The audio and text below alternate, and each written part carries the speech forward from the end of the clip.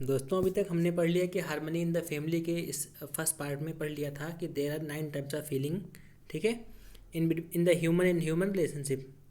अब हम लोग इसके आगे पढ़ने जा रहे हैं। ठीक है, इन 9 फीलिंग में से हम लोग जो है ट्रस्ट को पढ़ चुके हैं। अब हम लोग पढ़ने जा रहे हैं रिस्पेक्ट क्या होता है। ठीक है, तो रिस्पेक्ट क्या है? रिस्पेक्ट जो है यस हिंदी में इसको कहते हैं सम्मान। सम्मान बना किससे? सम और मान। सम का मतलब होता है सम्यक, मतलब ऐसे कहें कि ठीक ठीक है, राइट। और मान मतलब मापना। ठीक है, या फिर आकलन करना। तो सम्मान का जो बेसिक इसका जो लिटरल मीनिंग है वो है ठीक ठीक आकलन करना, या इसको इंग्लिश से बोले कि राइट इवेल्युएशन करना। ठीक है, सही सही चीज़ों को आंकना या फिर मापना। ठीक है, वो होता है सम्मान करना या फिर रिस्पेक्ट। ठीक है, सम्मान का मतलब अक्सर हम लोग कंफ्यूज डाउट में रहते हैं कि सम्मान का मतलब किसी की आज्ञा का पालन करना। ठीक है, respect does not mean to obey somebody. ठीक है, respect means to evaluate in a right manner. ठीक है, to evaluate in a right way is called respect. ठीक है, लेकिन आजकल क्या हो रहा है कि हम जो है सामने वालों को या तो ओवर इवेल्युएट करते हैं, या फिर अंडर इवेल्युएट करते हैं, या फिर अदरवाइज इवेल्युएशन करते हैं। ठीक है, ओवर इवेल्युएशन का मतलब हुआ कि सामने वाला जो है हम उससे बहुत ही ज़्यादा बढ़ा चढ़ा के मतलब उसको माने। ठीक है, उसको बोलते हैं ओवर इवेल्युएशन। ठीक है, जैसे अगर हम कई बार बोलते हैं ना कि बात बात में कि सामने वाला तुम बिल्कुल आइंस्टीन की तरह बात नहीं कर रहे हो। ठीक है, तो ये एक तरह का ओवर इवेल्यूशन का एग्जाम्पल है। ठीक है, अंडर इवेल्यूशन का मतलब हम सामने वाले का जो लेवल है उससे हम उसको बहुत ही कम आके, ठीक है, उसको बोलेंगे हम अंडर इवेल्यूशन। ठीक है, उसके बाद है अदरवाइज इवेल्यूशन। इसका मतलब सामने वाला जो है हम वो ना मान के उसके अलग उससे दूर या उससे कुछ हट के जो है उसको हम एज्यूम करें, उसको बोलेंगे अदरवाइज इवेल्यूशन। ठीक है, तो ये तीनों तरह का जो इवेल्यूशन है, ओवर इवेल्यूशन, अंडर इवेल्यूशन या फिर अदरवाइज इवेल्यूशन, तीनों तरह का जो इवेल्यूशन है एक तरह का डिसरिस्पेक्ट है वो। ठीक है, डिसरिस्पेक्ट है कि हमें जो है अगर हम इस तरीके का इवेल्यूशन करते हैं तो वो राइट इवेल्यूशन नहीं है। अगर हम राइट इवेल्यूशन नहीं करते हैं तो वो एक तरह से सामने वाले का क्या है? डिसरिस्पेक्ट। ठीक है, इसमें ठीक है, whenever the evaluation is not right then it is disrespect. ठीक है, हमें खुद को चेक करना है कि हम किस कैटेगरी की चीज़ें हम ऐसे करते हैं। ठीक है, इन तीनों में से ओवर इवेल्यूशन, अंडर इवेल्यूशन और या अदरवाइज इवेल्यूशन में। ठीक है, आगे हम लोग बढ़ते हैं कि will the right evaluation be on the basis of self I और द बॉडी। क्या जो है सही इवेल्यूशन आई या फिर बॉडी के हिसाब से हम करते हैं। ठीक है, तो इसको समझने के लिए हम आगे बढ़ते हैं। हम देखें कि जो है पर्पज क्या है, हमारा लक्ष्य क्या है, कि हम सुखी और समृद्ध होना चाहते हैं खुद को भी और दूसरे को भी रखना चाहते हैं। ठीक है, प्रोग्राम क्या है हमारा, कि हम चार लेवल पे हार्मनी मेंटेन रखना चाहते हैं। क्षमता क्या है हमारी, पोटेंशियल क्या है, डिज़ायर, थॉट एंड एक्सपेक्टेशन। ठीक है, तो ये हमारा पर्पज, प्रोग्राम और पोटेंशियल है। क्लियर? लेकिन हम लोग क्या करते हैं, डिफ्रेंशिएशन करते हैं किस बेसिस पे?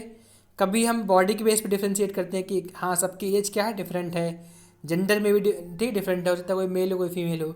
रेस अलग अलग हो सकते हैं। ठीक है, और फिजिकल स्ट्रेंथ जो है डिफरेंट डिफरेंट हो सकती है। ठीक है, जैसा जैसे कोई ऐसा पॉसिबल है कि किसी की बॉडी की स्ट्रेंथ ज़्यादा हो, किसी की कम हो। ठीक है, इसमें जो बिगेस्ट मिसअंडरस्टैंडिंग क्या हो रही है कि human being equal to body. हम क्या मानते हैं कि जो है इंसान मतलब सिर्फ शरीर है। ठीक है, जबकि होना क्या चाहिए कि ह्यूमन बीइंग इज़ अ को existence of self and body. ठीक है, या फिर कभी हम डिफ्रेंशिएट करते हैं on the basis of physical facility. ठीक है, हम बोलते हैं हाँ इनके पास वेल्थ ज़्यादा है तो ज़्यादा रिच है, ज़्यादा बड़े आदमी हैं, ज़्यादा पद पे हैं। ठीक है, या ऊंचे पद पे हैं। ठीक, कई बार हम इसके बेसिस पे डिफ्रेंशिएशन करते हैं। ठीक, इसमें गलती कहाँ पे हो रही है कि हम ऐसा मानते आ रहे हैं कि फिजिकल फैसिलिटी से ही जो है सुख मिलता है। ठीक है, जबकि हैप्पीनेस क्या है, happiness is a state of mind, या ऐसे कहें कि it is the being in a state of harmony. ठीक है, हार्मनी की स्टेट में होना क्या है, वो हैप्पीनेस है। ठीक है, या फिर कभी कभी हम डिफ्रेंशिएट करते हैं on the basis of belief. ठीक है, जिसमें अलग अलग इल्म हैं, सेक्ट हैं या फिर इंफॉर्मेशन हैं। ठीक है, इसमें कहाँ पे दिक्कत आ रही है कि if the preconditioning of the other matches my preconditioning then the other is like me. हम ऐसा मानते हैं कि अगर सामने वाले की जो प्री कंडीशनिंग है वो हमसे मैच करती है तब तो हम मानते हैं कि सामने वाला मेरे जैसा है। अगर नहीं मैच करती तो हमें मानते हैं वो डिफरेंट है। ठीक है, ये सब डिफ्रेंसिएशन हमने एक में कंबाइन किया है यहाँ पे। ठीक है, अगर किसी भी तरीके का डिफ्रेंसिएशन करना, चाहे वो किसी भी बेसिस पे क्यों ना हो, चाहे एज के, जेंडर के, रेस या फिर फिजिकल स्ट्रेंथ या फिर वेल्थ, पोस्ट, इल्म, सेक्ट, इन्फॉर्मेशन, इन सब में किसी की बेसिस पे अगर हम डिफ्रेंशिएट करते हैं तो हम कहीं ना कहीं डिसरिस्पेक्ट कर रहे हैं। ठीक है, आगे हम लोग पढ़ते हैं इसमें कि अगर हम देखें कि हमारा जो है, जो हमारा पर्पज़ है, ठीक है, और हमारा प्रोग्राम है, हमारा पोटेंशियल है, वो भी सामने वाले के पर्पज़, प्रोग्राम और पोटेंशियल से मैच करता है।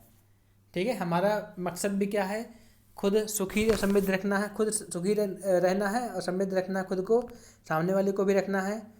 ठीक है, प्रोग्राम क्या है कि हमें चारों लेवल पे हार्मनी मेंटेन करनी है, खुद में, परिवार में, समाज में और अस्तित्व में। ठीक है, और चौथा पॉइंट क्या है कि पोटेंशियल। ठीक है, पोटेंशियल मतलब डिज़ायर, थॉट एंड एक्सपेक्टेशन। तो अगर हम देखें कि इन तीनों पॉइंट्स में जो हमारी जो है, जो कंडीशनिंग है वो सामने वाले की भी है, तो इसका मतलब क्या निकल के आता है इससे कि the other is similar to me. ठीक है, इससे जो पॉइंट निकल के आती है वो आती है कि other is similar to me. ठीक है, आगे हम लोग पढ़ते हैं। हाँ, अब इसमें पढ़ते हैं कि द कम्पिटेंसी। ठीक है, अगर हम सही सही इवेल्युएट कर पा रहे हैं तो हम क्या करें, उससे क्या फ़ायदा होगा कि हम म्यूचुअल, हम सामने वाले की कम्पिटेंसी को हम बढ़ा पाएंगे। ठीक है, जैसे अगर हमको ये लगता है कि सामने वाला ज़्यादा समझदार है, ज़्यादा जिम्मेदार है, तब हम क्या करेंगे, तब हम उससे समझने को तैयार होंगे। ठीक है, और अगर हमको लगता है कि हमारी समझ सामने वाले से ज़्यादा है, हमारी जिम्मेदारी ज़्यादा है, हम खुद को जिम्मेदार ज़्यादा फील करते हैं, तब हम कहीं ना कहीं सामने वाले को, हम इस बात को समझाने के लिए तैयार होंगे कि हम उसको रिस्पॉन्सिबल कैसे बनाएं, उसको जिम्मेदार कैसे बनाएं, उसको चीज़ों को समझाएं कैसे। ठीक है, तो यहाँ से क्लासेस की पॉसिबिलिटी ख़त्म हो गई। सिंपल सी बात है, अगर हमारी लेवल ऑफ अंडरस्टैंडिंग ज़्यादा है, हमारी रिस्पॉन्सिबिलिटी की फीलिंग ज़्यादा है, तो हम सामने वाले को समझाने को तैयार होंगे। अगर सामने वाले की ज़्यादा है, तब हम सामने वाले से समझने को तैयार होंगे। ठीक है, तो यहाँ कुल मिला के जो निष्कर्ष निकल के आता है कि हमारी क्लैशिंग की पॉसिबिलिटी खत्म हो गई। ठीक है, other is similar to me, या फिर हम कहें कि we are complementarity to each other. ठीक है, we are complementary to each other, यहाँ से निकल के ये चीज़ें आती हैं। ठीक है, ये चीज़ समझ लेते हैं। अगर हम किसी को राइट इवेल्युएट करते हैं तो क्या होता है, उसका सेल्फ कॉन्फिडेंस बढ़ता है। वहीं हम ओवर इवेल्युएट करते हैं तो क्या होता है, उसका ईगो बढ़ता है। अंडर या फिर अदरवाइज इवेल्युएट करते हैं तो क्या होता है, उसके अंदर डिप्रेशन होता है। ठीक है, उसके अलावा अगर अब यहाँ पे देखते हैं कि राइट इवेल्युएट करने से क्या होगा कि सामने वाले को डिफरेंशियल फील करेगा। ठीक है, मतलब स्वतंत्र फील करेगा। वहीं अगर ओवर इवेल्युएशन करते हैं तो वो परतंत्र फील करेगा या फिर रेफरेंस फील करेगा। ठीक है, यहाँ पे भी ऐसे है। अगर हम राइट इवेल्युएट करते हैं तो उसका कंडक्ट क्या होगा, डेफिनिट होगा। डेफिनिट कंडक्ट मतलब ऐसा कंडक्ट, ऐसा बिहेवियर, ऐसा नेचर जो टाइम के साथ चेंज ना हो, उसको बोलेंगे डेफिनिट कंडक्ट। ठीक है, वहीं हम ओवर इवेल्युएट करते हैं तो क्या होता है, उससे इनडेफिनिट कंडक्ट होता है। ठीक है, सिंपल सी बात, दोनों में वही सेम चीज़ है। जैसे अगर हम जो है यहाँ पे आगे बढ़ते हैं, इसमें डिफ्रेंशिएट करते हैं मान लो इसमें दोनों में, तो क्या होगा कि I evaluate on the basis of body, physical facility और द बिलीफ। ठीक है, हम जो है सामने वाले को फिजिकल फैसिलिटी या फिर बिलीफ या फिर कंडीशनिंग के हिसाब से हम उसको डिफ्रेंशिएट करते हैं। ठीक है, जबकि हमारा पर्पज क्या है, सेम है। इसका मतलब सामने वाला भी मेरे जैसा है। ठीक है, इसको सम अप करते हैं।